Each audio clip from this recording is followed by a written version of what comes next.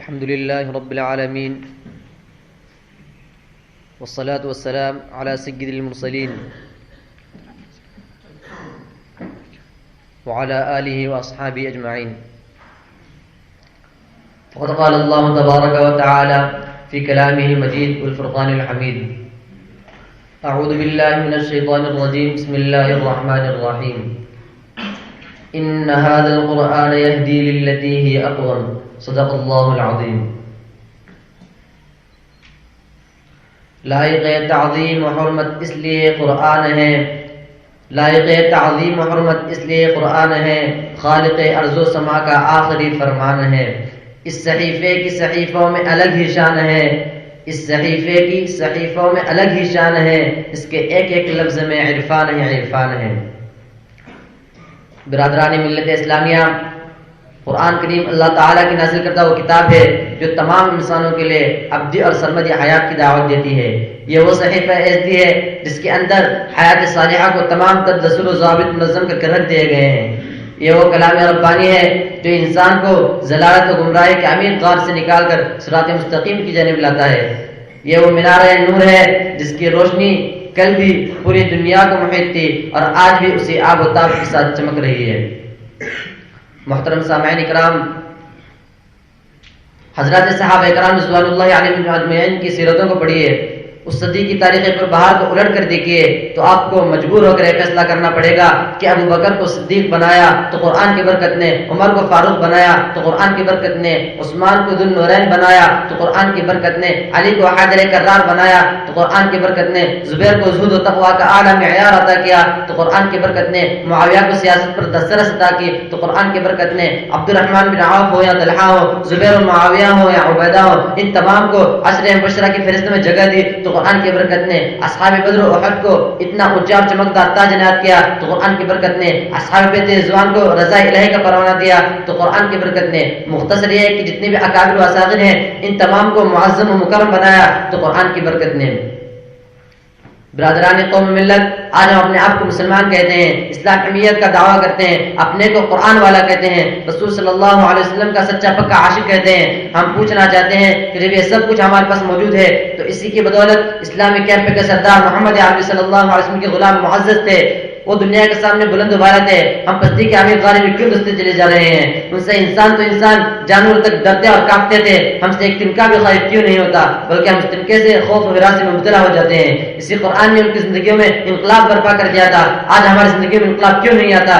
کیا قرآن کی وہ شکل موجود نہیں؟ کیا اس کے الفاظ بدل گئے؟ کیا اس کے تاثیر و جاذبیت ختم ہو گئی؟ کیا اس کے معانی بدل گئے؟ کیا وہ صورت و آہنگ ختم ہو گیا جس نے عمر بن خطاب رضی اللہ عنہ جیسے قوی اور جاباز مرد کو اسلام کا شہدائی بنا دیا تھا، حضرت اسعد بن زرار رضی اللہ عنہ کو حضرت مصعب کے دستہ پر بیعت کرنے پر مجبور کر دیا تھا، حضرت سمامہ بن اسال رضی اللہ عنہ صرف چند آیات سن کر حلقہ بغوش اسلام ہو گئے تھے، اور ذوالبحرین نامی چرواہ چند آیات سن کر عاشق رسول بن گیا تھا. ہرگز ایسا نہیں، بلکہ قرآن آج بھی اپنی پوری شان و شوکت کے ساتھ زندہ اور تابندہ ہے، اس کی افادت و نافعیت آج بھی باقی ہے، اس کی جامعیت آج بھی موجود ہے، اس کی تاثیر آج بھی محسوس کی جاتی ہے. اس کے چیلنج فَأْتُوا بِسُورَةٍ مِّن مِّثْلِهِ وَادْعُوا شُهَدَاءَكُم مِّن دُونِ اللَّهِ إِن كُنتُمْ صَادِقِينَ کا جواب دینے والا کوئی حال پیدا نہیں ہو رہا ہے. غرض ہے کہ قرآن میں کوئی تبدیلی نہیں ہوئی ہے، ہم بدل گئے، ہمارے حالات بدل گئے، ہمارا یقین متزلزل ہو گیا، ہمارے قلوب زنگ آلود ہو گئے. نزول قرآن کے مقاصد کو ہم نے بھلا دیا، اس کی مطالبات و مقتضیات کو ہم نے فراموش کر دیا. شاعر کہتا ہے وہ معزز تھے زمانے میں مسلمان ہو کر، وہ معزز تھے زمانے میں مسلمان ہو کر، ہم خوار ہوئے ہیں تاریخ قرآن ہو کر.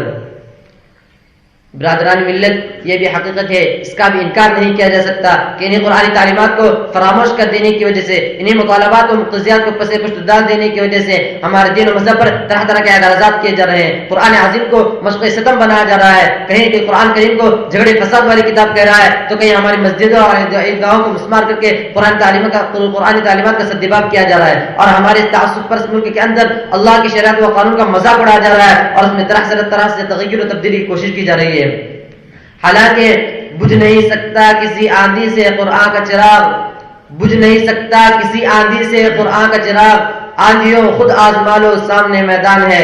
قرآن نے جہاد کا حکم دیا ہے, سنسار کرنے کا حکم دیا ہے, شہر بدر اور جلا وطنی کا حکم دیا ہے, لیکن ناحق نہیں بلکہ قرآن کا بابا کی دول کل بھی اعلان تھا اور آج بھی من وعن موجود ہے کہ جتنے بھی فتنہ پر اور شرارت پسند ہیں, بڑے بڑے جرائم و مظالم کا جنہوں نے بھی ارتکاب کیا ہے, معاشیات کے جو بھی عادی ہیں, ان کے لیے اسی کے مطابق سزائیں متعین کرو تاکہ مظالم کا خاتمہ ہو سکے اور لوگوں کو ایک نئی زندگی مل سکے.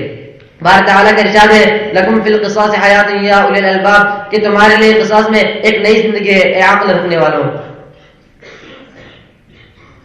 میرے انصاف اور نوجوانوں, تدبر و تفکر کا مقام ہے کہ اگر مجرمین کو ان کے جرم کی وجہ سے سزا دی جائے, چور کو اس کی چوری پر سزا دی جائے, زانی کو اس کی زنا کی وجہ سے سزا دی جائے, باغی اور قاتل کو اس کے بغاوت اور قتل پر قتل کر دیا جائے, غلط و بدیل بطلان شے کو اپنا نصب العین اور عقیدہ بنا لینے والے کو سمجھا جائے اور عہد میں ترک پر مواخذہ کیا جائے, تو کیا یہ ناانصافی ہے؟ کیا یہ موقف غلط ہے؟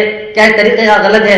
ہرگز نہیں. یقیناً یہ وہی طریقہ کار ہے جو ہر آدمی اپنے اولاد اور اپنے ماتحت کے بارے میں اختیار کرتا ہے.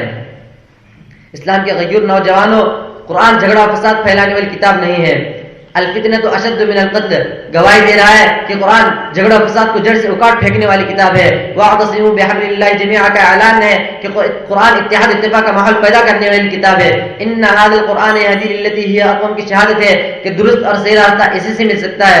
قل ان اجتمعت الانس والجن على ان ياتوا بمثل هذا القرآن لا ياتون بمثله کا چیلنج بتلا رہا ہے کہ خدا کا نازل کردہ کلام ہے, کسی انسان نے تعلیف و تصنیف کردہ نہیں. محترم حضرات, کہاں تک آپ کے سامنے قرآن تعلیمات کا شمار کر رہا ہوں, اس گہرے سمندر میں کہاں تک غوطہ زنی کی جائے. یوں سمجھ لیجئے کہ معاصی و مظالم کا سدباب اگر کوئی کتاب کر سکتی ہے تو قرآن کریم ہے. محترم حضرات, آج ہمارے اندر وہ یقین موجود نہیں جس کا قرآن ہم سے متقاضی ہے. آج ہم نے اپنے آپ کو قرآن نمونہ بنا کر دنیا والوں کے سامنے پیش نہیں کیا اور قرآن تعلیمات سے انہیں روشناس نہیں کرایا. اسی وجہ سے ہماری دنیا و آخرت تو بگڑ ہی رہی ہے, ساتھ ہی ساتھ ہمارے دن پر طرح طرح کے اعتراضات کیے جا رہے ہیں. دعا کیجیے کہ اللہ تعالی ہمارے اندر یقین کامل پیدا کرے اور قرآن تعلیمات پر چلنے والا بنائے. اس شعر کے ساتھ میں اپنی تقریر ختم کرتا ہوں. مسلمانوں اٹھو قرآن کی عظمت کو چمکاؤ, مسلمانوں اٹھو قرآن کی عظمت کو چمکاؤ, جہاں بے ایمان کو عافیت کے راز سمجھاؤ. زمانہ آج بھی قرآن ہی سے فیض پائے گا, زمانہ آج بھی قرآن ہی سے فیض پائے گا. مٹی کی ظلمت کی شب اور سورج جگمگائے گا. وآخر دعوانا الحمدللہ رب العالمین.